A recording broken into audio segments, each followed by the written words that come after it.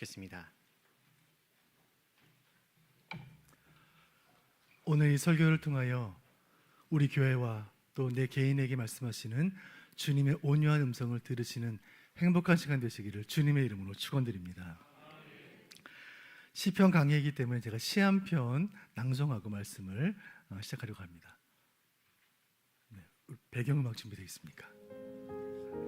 신앙송하겠습니다. 문학의 밤 하는 마음을 신앙송하겠습니다. 망대 위에 꼿꼿이 서 있기로 말하면 이만한 외길 더 있으래만 파수꾼은 외롭지 않다. 귀로 듣는 노래가 있고 눈으로 읽는 즐거움이 늘상 흐르는 강물이다.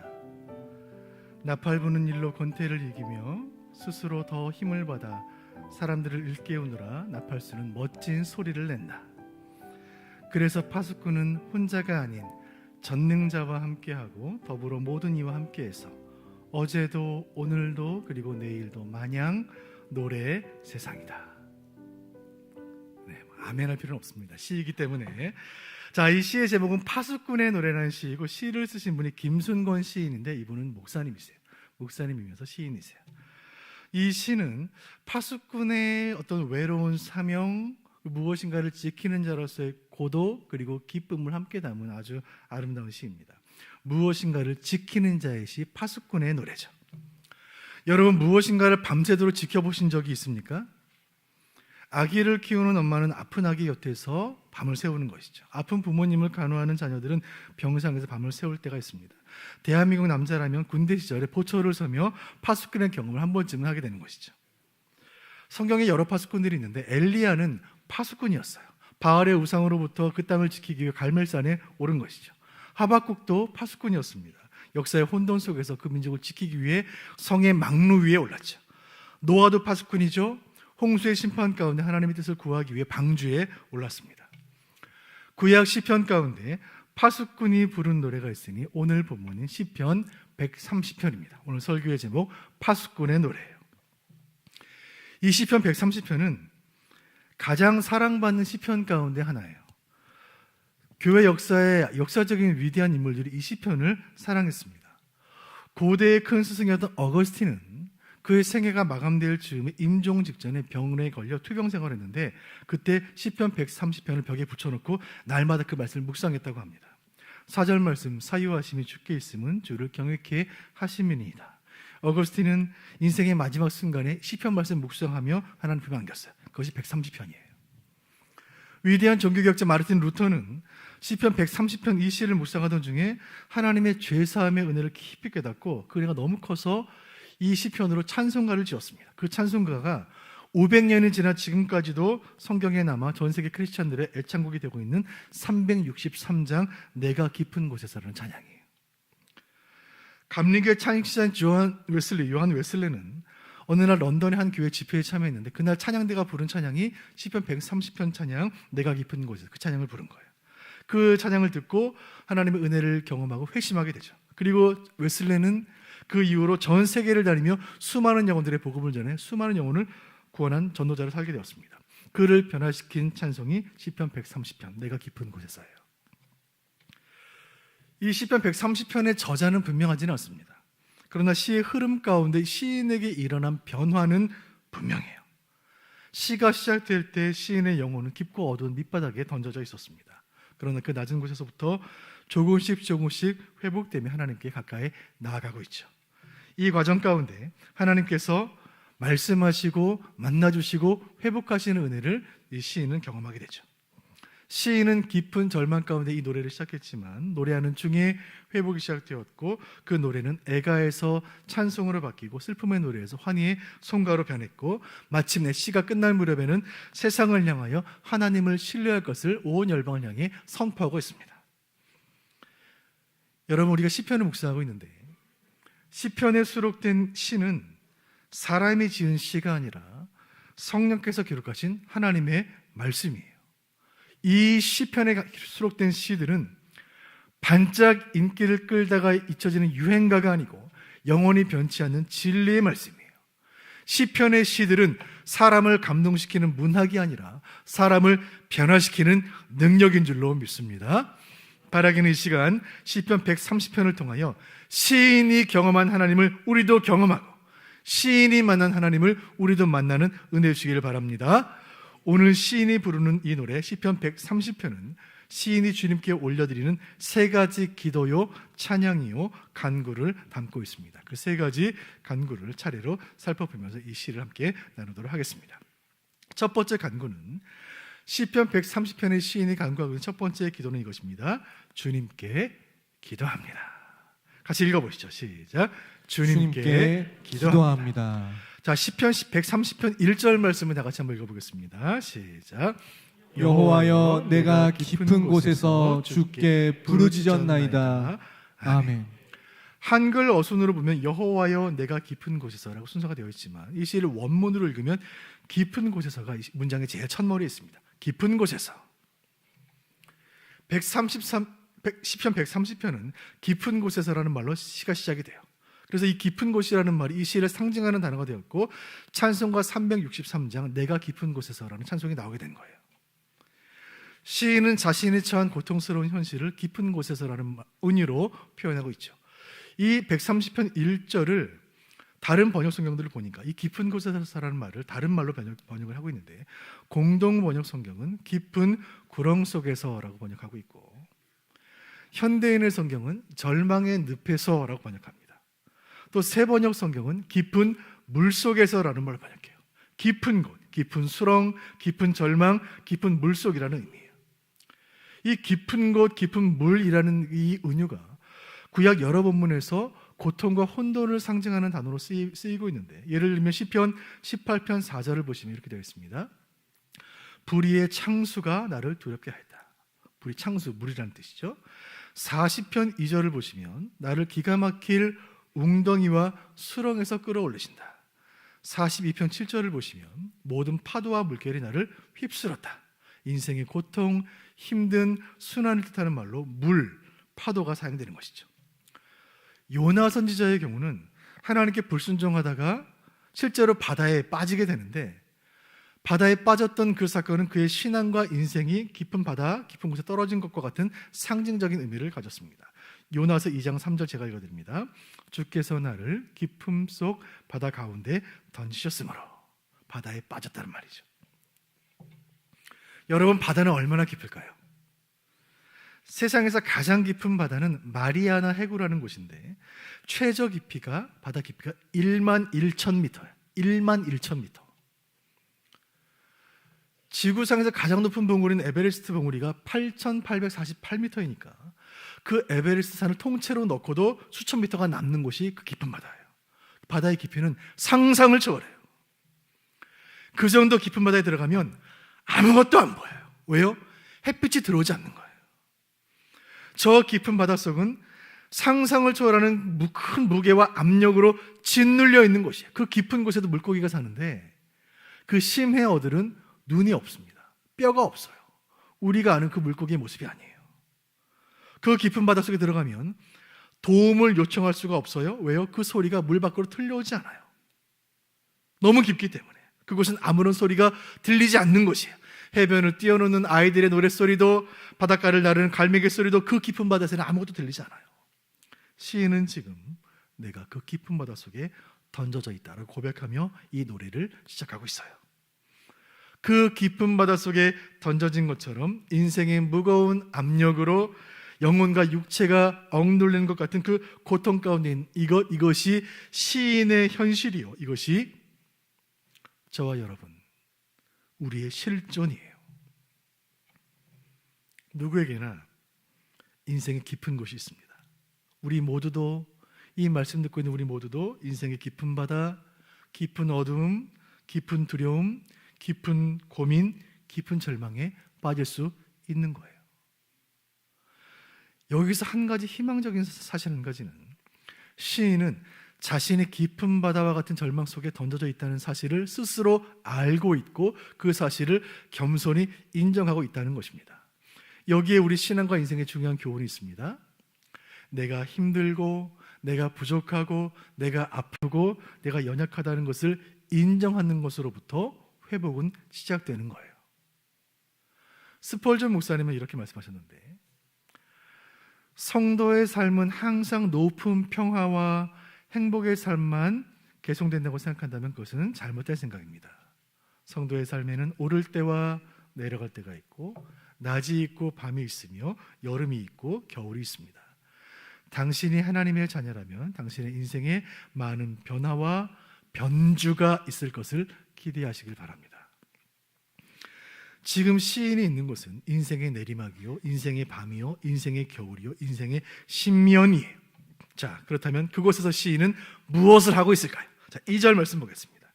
본문 2절 시작. 주여 내 소리를 들으시며 나의 부르짖는 소리에 귀를 기울이소서. 아멘. 시인은 지금 아무도 자신을 구원해 줄 수 없는 그 절망의 깊은 바다에서 소리를 내고 있습니다. 소리를 내고 있어요. 그 소리는 다급한 소리고 간절한 소리입니다. 내가 여기 깊은 바닷속에 있다는 소리고 내가 살아있다는 신호를 보내는 거예요. 그 소리는 전능자께 도움을 구하는 소리입니다.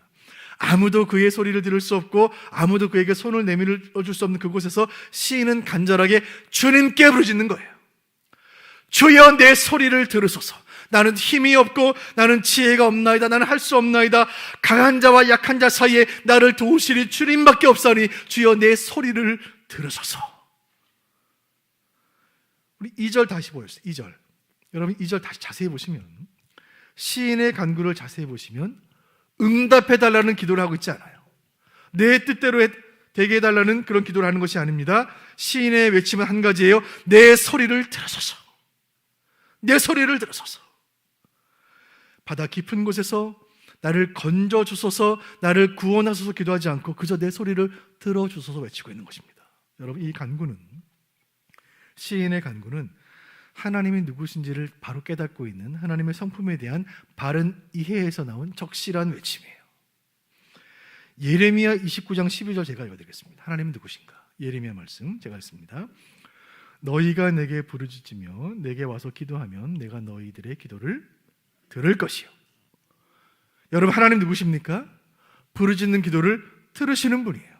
자, 시편 34편은 무엇이라 말합니까? 15절 제가 읽어드립니다. 여호와의 눈은 의인을 향하시고 그의 귀는 그들의 부르짖음에 기울이시는도다. 아멘. 성도 여러분, 하나님은 누구십니까? 우리 하나님은 들으시는 하나님이세요.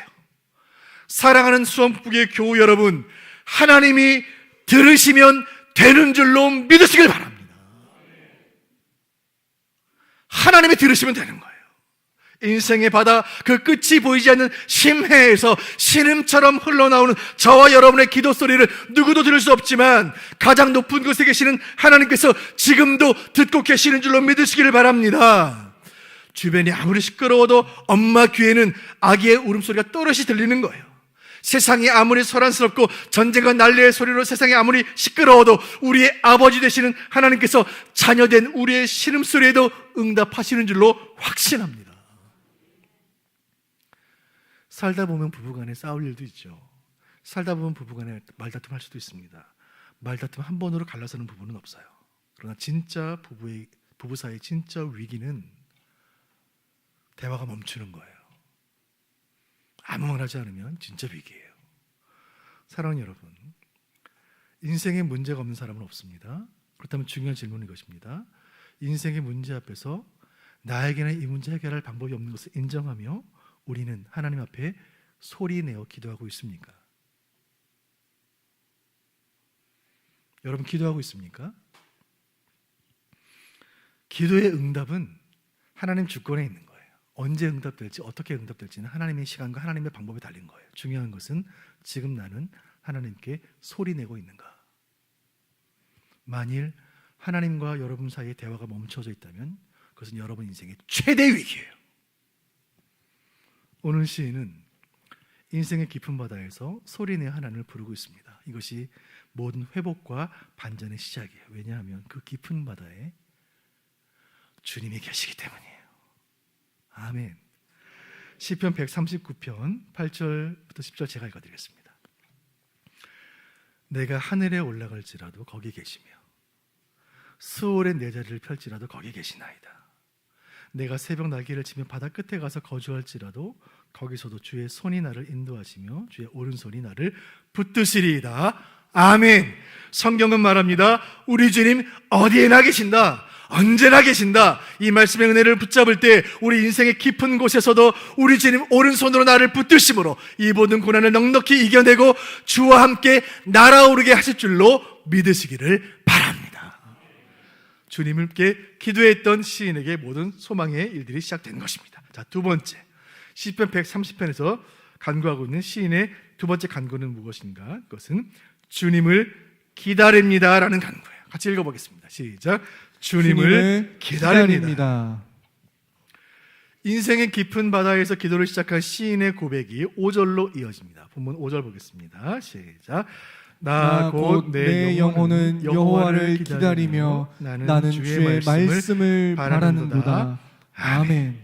내가 주께 부르짖었으니 이제 나는 여호와를 기다릴 것이라. 나는 여호와를 기다릴 것이라. 이것이 시인의 믿음이요 지혜인 것입니다.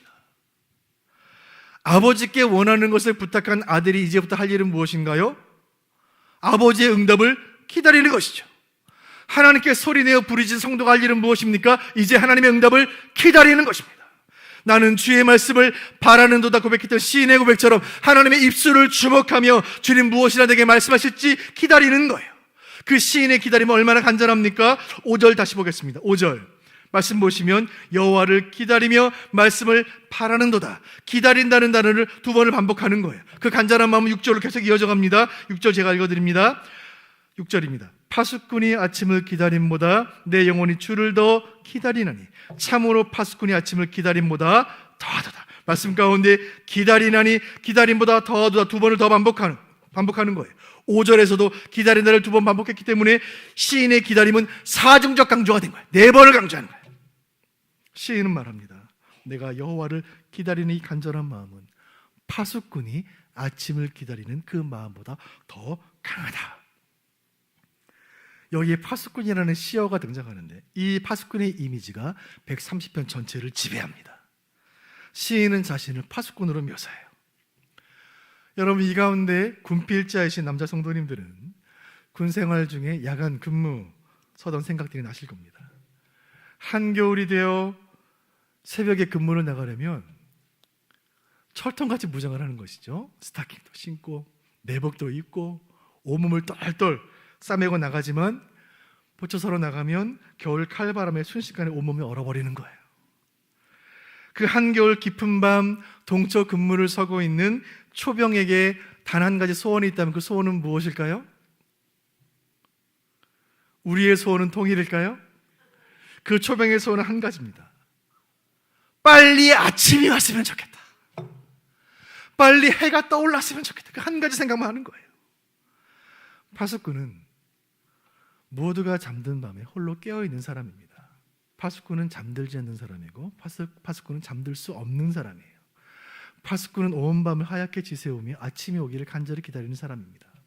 깊은 밤 동트는 아침을 간절히 기다리는 파수꾼과 같이 시인은 지금 하나님의 임재를 경험하지 못하는 고통의 나날을 시간을 보내고 있는 것입니다. 그의 소망은 딱 한 가지. 이제 내 인생에 은혜의 태양이 떠올라 내 영혼의 어둠이 물러가는 인생의 새 아침을 파수꾼은 간절히 기다리는 거예요. 사랑하는 성도 여러분, 시편 130편의 시인은 우리에게 신앙이란 무엇인지를 가르쳐 줍니다. 신앙이란 무엇입니까? 신앙은 기다리는 거예요. 성경은 말합니다. 하나님의 나라는 이미 이 땅에 시작되었지만 아직 완성되지 않았다. 구원의 은총은 이미 우리에게 임했지만 우리는 아직 천국에 이르지 않았어요. 때문에 이 땅 사는 성도의 삶에 때로는 눈물이 있고 세상 속의 신앙인으로 살아가는 삶에 때로는 고통이 있다고 성경은 말하고 있습니다. 그렇게 우리는 이미와 아직 사이에서 기다리는 거예요. 세상 살면서 내가 알 수 없는 일들이 파도처럼 밀려오고 내가 이해할 수 없는 고난이 벼락처럼 임해도 그 순간에도 하나님의 주권을 인정하며 하나님의 시간을 기다리는 것, 이것이 신앙인 거예요. 파수꾼의 믿음, 그 기다림의 신앙의 그 뿌리는 다시 오실 예수님을 기다리는 것입니다. 아람어 가운데 마란이라는 말이 있습니다. 우리 주님이라는 뜻이에요. 마란 아타라는 아람어가 있는데 어서 오십시오. 마란 아타, 마라나타, 주 예수여 오시옵소서. 이 신앙은 초대교회 신앙인들의 고백이었습니다. 극심한 혼란이 있을 때 초대교회 성도들은 마라나타의 신앙으로 아침을 기다리는 파수꾼의 심정으로 주님의 재림을 간절히 사모했고 그 종말의 신앙으로 모든 고난을 이겨낸 것입니다. 기다림은 가장 큰 믿음이에요. 믿으니까 기다리는 거예요. 약속 시간에 늦는 친구를 기다리는 것은 친구가 올 것이라는 믿음 때문이죠. 직장인들이 월말을 기다리는 것은 회사에서 월급을 줄 것이라는 믿음 때문이에요. 성도가 주님을 기다리는 것은 주님 다시 오실 것이라는 그 약속을 믿기 때문이에요. 기다림은 가장 큰 순종입니다. 가장 힘든 것이 기다리는 것 아닙니까? 배고플 때 주문한 음식 기다리는 건 얼마나 힘든 일입니까? 주문한 택배가 이틀만 늦으면 초바심이 나는 거예요. 은행에서 번호표를 뽑고 기다리는 시간 얼마나 길게 느껴지나요? 하나님께서 우리의 조급증에 대한 치료제를 주셨으니 성경은 그것을 인내라고 불러요. 인내. 성도 여러분, 누구에게도 말할 수 없는 고난의 깊은 밤을 지나고 계십니까? 오늘 시편 130편을 통해 주님 말씀하십니다. 그 밤이 끝나가고 있다. 새벽이 가까우고 있다. 동이 더우고 있다. 이 말씀 붙잡고 기도하고 기다리며 인내하는 우리에게 우리 주님 새 아침의 은혜를 주실 줄로 확신합니다. 마라나타, 주님 약속하신 그대로 우리 예수님 반드시 다시 오시리니 그날에 우리의 눈물을 닦아주시고 우리의 기다림을 끝내실 줄로 믿으시기를 바랍니다. 우리 모두가 이 믿음으로 충만하여 인생의 깊은 밤을 인내하며 기다리다가 모두 함께 기쁨의 새 아침을 맞이하는 파수꾼의 은혜 주시기를 주님의 이름으로 축원드립니다. 시인은 주님을 기다립니다 노래하고 있습니다. 세 번째, 시편 130편에서 시인이 노래하고 있는 세 번째 간구는 무엇인가? 그것은 주님을 기대합니다라는 간구입니다. 같이 읽어보겠습니다. 시작. 주님을 기대합니다. 본문 7절 말씀 나같이 보시죠. 7절 시작. 이스라엘아 여호와를 바랄지어다. 여호와께서는 인자하심과 풍성한 속량이 있음이라. 아멘. 이스라엘아 여호와를 바랄지어다. 여호와를 기대할지어다. 이제 시인은 절정을 향해 나아갑니다. 이제 시인은 더 이상 고통으로 몸부림치지 않아요. 시인은 그 깊은 바다에서 하나님의 구원의 오른팔로 건져 올려진 감격과 그 길고도 깊었던 인생의 마음을 통과한 새 아침을 맞이한 파수꾼의 환희로 가슴이 벅차오르는 거예요. 이제 시인은 여호와께서 행할 일을 기대하고 있습니다. 시인은 이제 자신의 개인적인 회복을 넘어 공동체 이스라엘 전체의 부흥을 기대하고 있는 거예요. 지금 시인이 하나님이 이 민족 가운데 행할 일을 기대하는 그 마음은 그저 긍정의 힘을 믿거나 마인드 컨트롤이나 그저 모든 것이 잘 될 것이라는 근거 없는 낙관론이 아니에요. 시인이 하나님을 기대하는 근거는 7절에 기록되어 있습니다. 두 가지 명확한 근거를 가지고 있습니다. 7절 다시 보실 때, 자, 무엇입니까? 여호와께서는 인자하심과, 자, 여호와의 인자하심, 이것이 시인이 기대하는 근거의 첫 번째 근거예요. 여호와의 인자하심. 이 히브리 단어는 헤세드인데 자비라는 말로 번역되는 이 단어는 언약적 사랑을 뜻하는 신학적인 용어예요. 언약, 약속이라는 말이에요. 여러분, 하나님과 우리는 언약으로 묶여 있어요. 그 보증이 예수 그리스도예요. 때문에 이 언약은, 이 사랑은 절대 깨지지 않아요. 깨지지 않는 사랑이에요. 깨지지 않는 언약. 영어 성경 가운데 NIV 성경은 이 언약적 사랑을 너무나 멋진 말로 번역했는데 NIV는 이렇게 번역했습니다. Unfailing love. 무슨 말입니까? fail, 실패하다. unfailing, 실패하지 않는 사랑이다. 실패 없는 사랑, 이것이 여호와의 사랑이에요. 그 사랑의 근거에서 하나님 하신 일을 기대하는 거예요. 두 번째 근거는 무엇인가? 7절 하반절 다시 보여주세요. 7절 보시면 여호와께는 첫째는 인자하심, 둘째는 풍성한 속량이 있습니다. 속량이라는 말, 구원이라는 말이죠. 시인이 하나님을 기대하는 것은 하나님께서 그를 구원하셨음을 믿기 때문입니다. 특별히 속량, 영어로 redemption이라는 말은 값을 치르고 되사왔다는 뜻이죠. 하나님께서 죄의 노예로 팔려갔던 우리를 예수의 핏값을 치르고 정당한 대가를 치르고 다시 사셨다는 말이에요. 이제 우리는 하나님의 소유가 되었으니 하나님께서 내일 가운데, 인생 가운데 새 일을 행하실 것을 기대한다는 시인의 고백이에요. 사랑하는 여러분, 하나님 우리를 사랑하시되 언약적 사랑, 깨지지 않는 사랑으로 우리를 사랑하시며 하나님 우리에게 새 생명을 주시되 그리스도의 보배로운 핏값으로 우리를 속량하셨으니 하나님께서 저와 여러분의 인생에 새 일을 행하실 것을 기대하시기를 바랍니다. 나는 주님을 기대합니다. 시인은 노래하고 있는 거예요. 시인은 이 노래를 부르며 하나님을 체험한 것입니다. 시인은 인생의 깊은 절망의 바다에서 기도했고 하나님의 응답을 잠잠히 기다렸습니다. 그리고 하나님 그 기도를 들으셨고 그를 만나주신 거예요. 이제 시인은 회복을 넘어 부흥을 꿈꾸기 시작해요. 부흥을 기대하기 시작해요. 은혜 받기 전에 상상도 못했던 일들을 이제 구체적으로 기대하기 시작합니다. 고난 중에 있을 때 꿈꾸지도 못했던 일들을 그 심령에서 구체적으로 기도 제목으로 품기 시작해요. 그것은 치유요, 회복이요, 성숙이요, 변화였습니다. 제가 이 말씀 준비하면서 마음에 간절히 바라고 소원했던 바는 주님, 시편 130편에 이 시인이 체험한 이 변화와 회복의 은총을 오늘 이 말씀 듣는 우리 북북의 모든 성도들에게 그대로 허락하여 주옵소서. 말씀 듣는 중에 치유가 일어나고 회복이 일어나고 성숙이 일어나고 변화가 일어나게 하여 주옵소서. 그래서 이 말씀 들은 이후에 이전에 보지 못하던 것들을 보게 하여 주옵소서. 이전에 꿈꾸지 않던 것들을 꿈꾸게 하여 주옵소서. 여러분, 어제 임직감사 예배에 주님 주신 은혜가 너무나 큰 거예요. 너무 놀라운 은혜를 주신 거예요. 제가 마음에 소원하는 기도의 제목이 생겼습니다.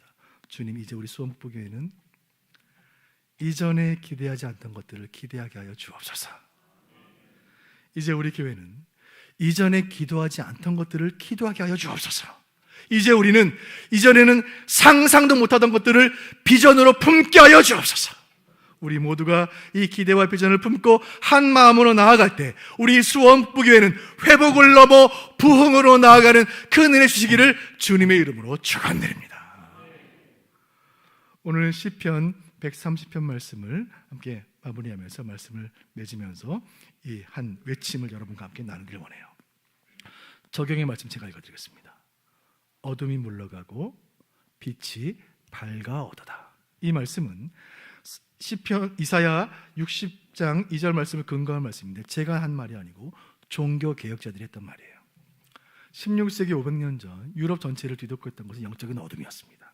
마치 물에 젖은 무거운 이불을 덮어 씌워놓은 것처럼 도무지 어찌할 수 없는 영적인 암흑이 온 세상을 뒤덮고 있었습니다. 그 어둠의 때에 다시 성경으로, 다시 복음으로, 다시 은혜, 오직 믿음을 외치며 개혁의 깃발을 높이 들었던 종교 개혁자들이 있었습니다. 그들이 외쳤던 종교 개혁의 모토가 있으니 바로 이것입니다. 어둠이 물러가고 빛이 밝아오도다.